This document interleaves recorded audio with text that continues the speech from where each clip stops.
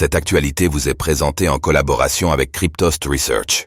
Ayez un temps d'avance sur le marché crypto en rejoignant notre communauté premium. Le cofondateur de Samurai Wallet est libéré contre une caution de $1 million. Les mixeurs de crypto-monnaies sont dans le collimateur de la justice des États-Unis ces derniers mois. Keon Rodriguez, un des fondateurs de Samurai Wallet, a pour l'instant pu être libéré sous caution, moyennant le paiement d'$1 million.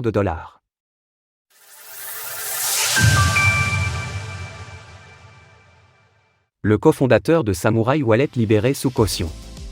Keon Rodriguez avait été arrêté aux côtés de son collègue William Lonergan Hill, le 25 avril dernier.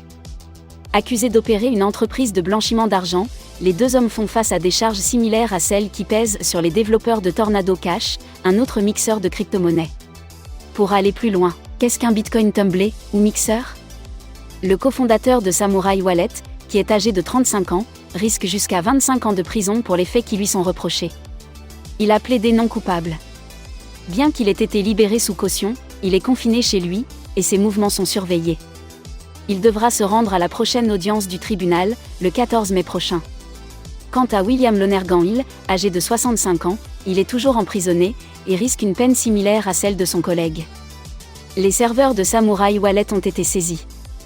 Les procureurs affirment que le mixeur aurait été utilisé pour blanchir plus de $100 millions de fonds provenant des marchés du Darknet.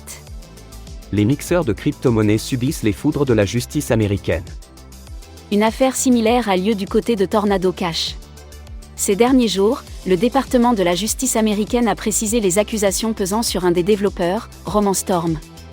Et expliqué que les mixeurs blanchissaient sciemment des fonds, le gouvernement n'a pas accusé Roman Storm d'un crime qui consiste seulement à écrire du code ou à maintenir un site. Le succès même du service Tornado Cash dans le blanchiment de quantités énormes de bénéfices criminels montre le besoin de restrictions. Suite aux déboires légaux de Samurai Wallet et Tornado Cash, plusieurs portefeuilles ont fait part de la cessation de leurs activités aux États-Unis.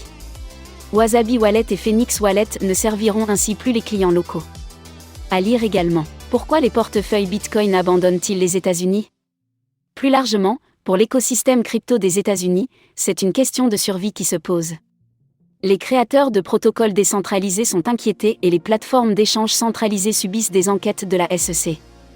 Le domaine entier subit donc des attaques continues des régulateurs, et l'on peut envisager que d'autres acteurs migrent vers des territoires moins hostiles. Retrouvez toutes les actualités crypto sur le site cryptost.fr.